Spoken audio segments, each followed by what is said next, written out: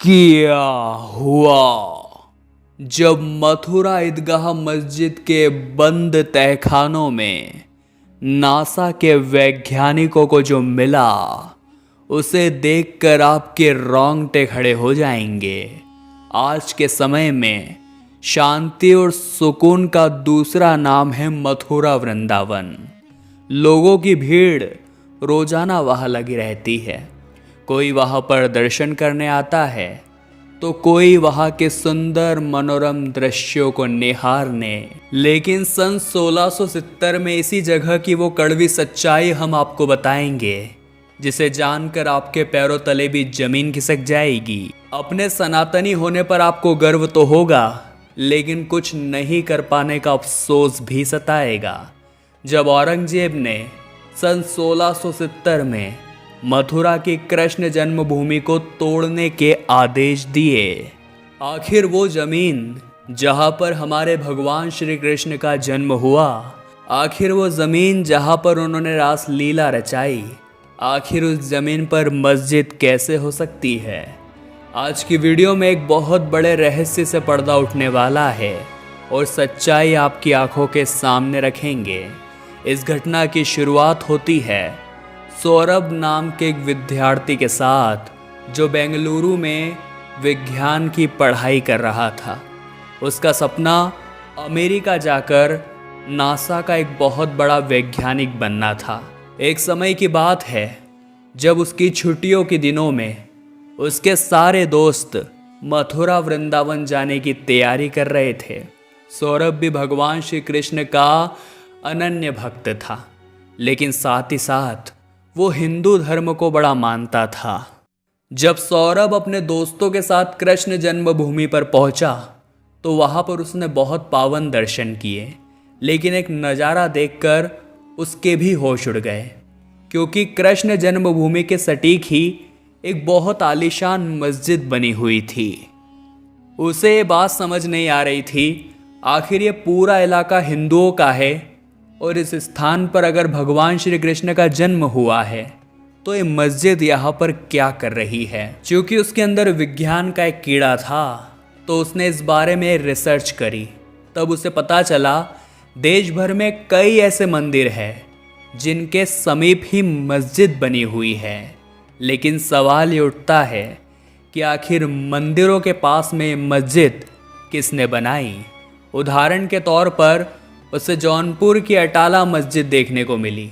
साथ ही साथ काशी विश्वनाथ से लगी हुई ज्ञानवापी मस्जिद भी उसे बहुत हैरान कर रही थी। और जब उसने इस बारे में रिसर्च करी तो एक बहुत बड़ी काली सच्चाई उसके सामने आई।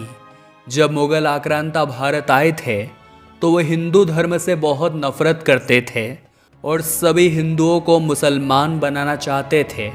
उन्होंने देश भर में कई हिंदू मंदिरों को क्षतिग्रस्त किया और उन खास व प्रसिद्ध मंदिरों के पास उन्हीं मंदिरों के मलबों से मस्जिदों का निर्माण कराया, जिसमें काशी की ज्ञानवापी मस्जिद भी शामिल है और मथुरा की ईदगाह मस्जिद भी शामिल है।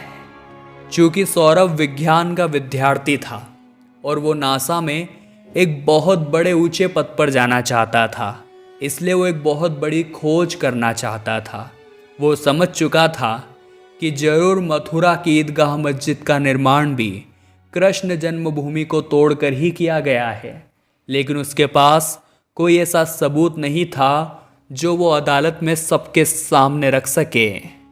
जब सौरभ ईदगाह मस्जिद पर पहुंचा तब उसने देखा कि वहां पर बहुत भारी मात्रा में पुलिस बल तैनात था। सौरभ सच्चाई को अपनी आंखों से देखना चाहता था। तब उसने एक मुस्लिम शख्स का भेष धारण करा और वो ईदगाह मस्जिद की ओर आगे बढ़ा, लेकिन उसका मोबाइल व अन्य सामग्री मुख्य द्वार पर ही ले ली गई। वो सबूतों को अपनी आंखों से देखना चाहता था तो ईदगाह मस्जिद के अंदर चला गया, जहाँ बहुत सारे नमाजी नमाज अदा कर रहे थे। ईदगाह मस्जिद 2.5 एकड़ के इलाके में फैली हुई थी। सौरभ इधर उधर दीवारों पर हिंदू संस्कृति के सबूत ढूंढ रहा था। उसे भरोसा था अगर मंदिर के मलबों का निर्माण करके इस मस्जिद का निर्माण अगर हुआ है तो दीवारों पर या अन्य जगह पर ऐसा सबूत जरूर मिलेगा जो ये प्रमाणित कर देगा कि ये मस्जिद नहीं बल्कि एक मंदिर है। वो मस्जिद के बिल्कुल मध्य के इलाके में पहुंचा। वहाँ पर उसे बाहर की ओर एक तहखाना दिखाई दिया, लेकिन उस तहखाने के दरवाजे पर ताला लगा हुआ था। जैसे तैसे करके उसने उस ताले को तोड़ा और जब सौरभ उस तहखाने के अंदर गया तो वहाँ का नज़ारा देखकर उसके होश उड़ गए, क्योंकि उस तहखाने के अंदर एक साथ 8 मंदिर बने हुए थे। ऐसा लग रहा था मानो वो भगवान का गर्भगृह हो। साथ ही उस तहखानों की दीवारों पर उसे स्वास्तिक के निशान भी दिखाई दिए और साथ ही साथ वो पूरी कलाकृति हिंदू स्थापत्य कला की मालूम पड़ रही थी। लेकिन सौरभ के मन में सवाल उठ रहा था, आखिर उस तहखाने को बंद करके क्यों रखा गया था? आखिर उसके ऊपर ताला क्यों जड़ा गया था? क्या मुस्लिम लोग हिंदू संस्कृति को छुपाना चाहते हैं या उनके हक को अपने हक में बदलना चाहते हैं? ये सारे नज़ारे देखकर सौरभ के होश उड़ गए, लेकिन उसके पास कोई मोबाइल फ़ोन नहीं था जिसके माध्यम से वो वीडियोग्राफी कर पाए। लेकिन वो ये सारे साक्ष्य अपनी आंखों में कैद कर चुका था। मस्जिद से बाहर आने के बाद उसने सीधा हिंदू विश्व परिषद के साथ संपर्क किया, लेकिन सभी का यही कहना था कि हम सभी जानते हैं कि उस मस्जिद का निर्माण कृष्ण जन्मभूमि पर मंदिर को तोड़कर हुआ है, लेकिन किसी के पास भी वो सबूत नहीं है जो हम अदालत में पेश कर सके। सौरभ ने सब कुछ अपनी आंखों से तो देखा था, लेकिन उसके पास कोई सबूत नहीं था। लेकिन कुछ समय के बाद जब ज्ञानवापी मस्जिद का सर्वे हुआ और उसके अंदर हिंदू संस्कृति के प्रमाण मिले तो मथुरा के लोगों के अंदर भी उत्साह जाग गया। तब हिंदू पक्ष की ओर से अदालत में एक अपील की गई कि जिस स्थान पर मथुरा की ईदगाह मस्जिद है वो पूरा क्षेत्र हिंदुओं के हक में आता है और इस जगह पर श्री कृष्ण जन्मभूमि का ही मालिकाना हक है। लेकिन मुस्लिमों का यह दावा था कि आज से ठीक 350 साल पहले एक समझौता हुआ था जिसमें सारी जमीन मुस्लिम पक्ष को प्रदान की गई थी। आखिर क्या है वो समझौता?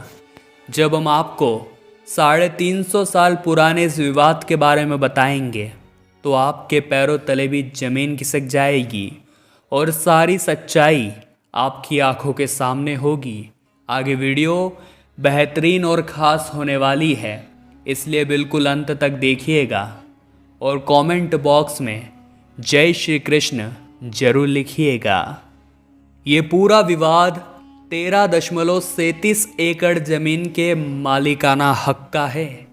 इस ज़मीन के 11 एकड़ में तो श्री कृष्ण जन्मभूमि बनी हुई है, वही 2.37 एकड़ के हिस्से में शाही ईदगाह मस्जिद बनी हुई है। लेकिन हिंदू पक्ष ने यह दावा किया कि ये पूरी ज़मीन श्री कृष्ण जन्मभूमि की है। विवाद की शुरुआत होती है आज से लगभग 350 साल पहले, जब दिल्ली पर औरंगजेब का शासन हुआ करता था। 1670 में औरंगजेब ने मथुरा की श्री कृष्ण जन्म स्थान को तोड़ने का आदेश जारी किया और इसके ही 1 साल पहले वो काशी के ज्ञानवापी मंदिर को तोड़कर ज्ञानवापी मस्जिद बना चुके थे। बादशाह के आदेश पर अमल किया गया और श्री कृष्ण जन्मभूमि पर जो मंदिर बना हुआ था उस मंदिर को धराशाही कर दिया गया। इसके बाद इसी जमीन पर शाही ईदगाह मस्जिद का निर्माण किया गया। औरंगजेब के आदेश पर देश भर में कई मंदिर तोड़े और साथ ही साथ हर मंदिर के मलबों से ही वहाँ पर मस्जिद का निर्माण हुआ। औरंगजेब भारत को इस्लामिक देश बनाना चाहता था। वो हर मंदिर को तोड़कर वहाँ पर मस्जिद बनाना चाहता था औरंगजेब के आदेश पर मंदिर तोड़े जाने की पुष्टि इतावली यात्री निकोलस मनुची के लेख में भी हमें मिलती है। मनुची मुगल दरबार में आया था। यात्रा के बारे में उसने अपनी किताब में जानकारी भी दी है। मुगलों का जिक्र करते हुए कहा है कि रमज़ान के महीने में श्री कृष्ण जन्म स्थान को नष्ट कर दिया गया। अब आपके मन में सवाल उठ रहा होगा कि क्या ये ज़मीन हिंदुओं के हाथ से चली गई? तो इसका जवाब ये है कि मस्जिद बनने के बाद ये ज़मीन सचमुच में मुसलमानों के हाथ में चली गई। यानी कि जो हमारे सनातन संस्कृति की श्री कृष्ण जन्मभूमि थी, वहाँ पर तकरीबन 100 सालों तक हिंदुओं का प्रवेश वर्जित रहा, क्योंकि ये पूरी ज़मीन मुसलमानों के अधिकार में चली गई थी। लेकिन सन 1770 में पुनः इतिहास ने अपना रुख बदला और जब मुगल और मराठों का युद्ध हुआ तो बाजी मराठों के हाथ लगी। उन्होंने पुनः यहाँ पर एक सुंदर मंदिर का निर्माण कराया। यहाँ पर उस समय केशव देव का मंदिर हुआ करता था। मराठे मंदिर बनवा करके चले गए, लेकिन धीरे धीरे समय के साथ मंदिर की नींव कमज़ोर होती जा रही थी। एक समय पर यहाँ पर एक तेज भूकंप का झटका आया और वो मंदिर भूकंप की चपेट में आकर गिर गया। इसी बीच 1900 सदी में अंग्रेज मथुरा पहुँचे और उन्होंने 1815 में इस ज़मीन को नीलाम कर दिया। काशी के राजा ने यह ज़मीन खरीद ली। राजा की इच्छा तो थी यहाँ पर एक भव्य मंदिर बनवाने की, लेकिन अगले 100 सालों तक भी ये जगह बिल्कुल खाली रही और इसी चीज़ को लेकर यहाँ पर विवाद होने शुरू हो गए कि आखिर ये ज़मीन मुस्लिमों की है या फिर हिंदुओं की। मुस्लिम पक्ष का कहना था कि इस ज़मीन में मुस्लिम पक्ष का हिस्सा है। सन 1944 में महत्वपूर्ण घटना ये घटित हुई जब ये ज़मीन मशहूर उद्योगपति जुगल किशोर जी ने खरीद ली। इस दौरान देश आज़ाद भी हुआ और 1951 में श्री कृष्ण जन्म स्थान ट्रस्ट बना, जिसे ये ज़मीन दान स्वरूप दे दी गई। ट्रस्ट ने चंदों के पैसे से सन 1953 में यहाँ पर मंदिर का निर्माण कार्य शुरू किया और 1958 तक मंदिर का निर्माण कार्य चलता रहा। 1958 में एक नई संस्था बनी जिसका नाम था श्री कृष्ण जन्म सेवा संस्थान। इसी संस्थान ने सन 1968 में मुस्लिम पक्ष के साथ एक समझौता किया, जिसमें कहा गया कि ज़मीन पर मंदिर और मस्जिद दोनों रहेंगे। लेकिन सबसे बड़ी और ध्यान देने वाली बात यह है कि श्री कृष्ण जन्म सेवा संस्थान ने यह समझौता किया था, यानी कि मुस्लिम पक्ष का जन्मभूमि पर कोई दावा नहीं है। श्री कृष्ण जन्म स्थान ट्रस्ट का यह कहना है कि अब वो इस समझौते को नहीं मानते और अपने हक की ज़मीन पुनः श्री कृष्ण जन्मभूमि में शामिल करना चाहते हैं। मंदिर मस्जिद को लेकर विवाद तो काफ़ी समय से चल रहे थे, लेकिन अयोध्या पर फैसला होने के बाद अब मथुरा को भी हवा मिलनी शुरू हो गई। अयोध्या पर सुप्रीम कोर्ट में राम मंदिर के पक्ष में जैसे ही फैसला आया, उसके बाद से ही काशी और मथुरा को लेकर आवाज़ें उठनी शुरू हो गई कि अयोध्या तो झांकी है, मथुरा काशी अभी भी बाकी है। इस नारे को बार बार दोहराया गया।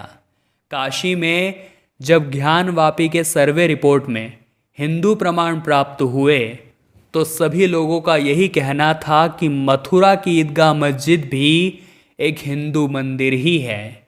इसे भी मंदिर के मलबों से ही बनाया गया है, लेकिन ये फैसला अभी भी अदालत में होना बाकी है।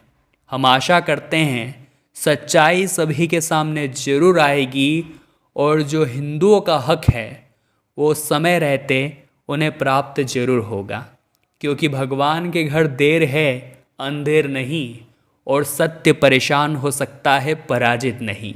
इस पूरे घटनाक्रम को लेकर, इस पूरी महत्वपूर्ण जानकारी को लेकर आप अपनी क्या राय मानते हैं नीचे कमेंट बॉक्स में ज़रूर बताइएगा।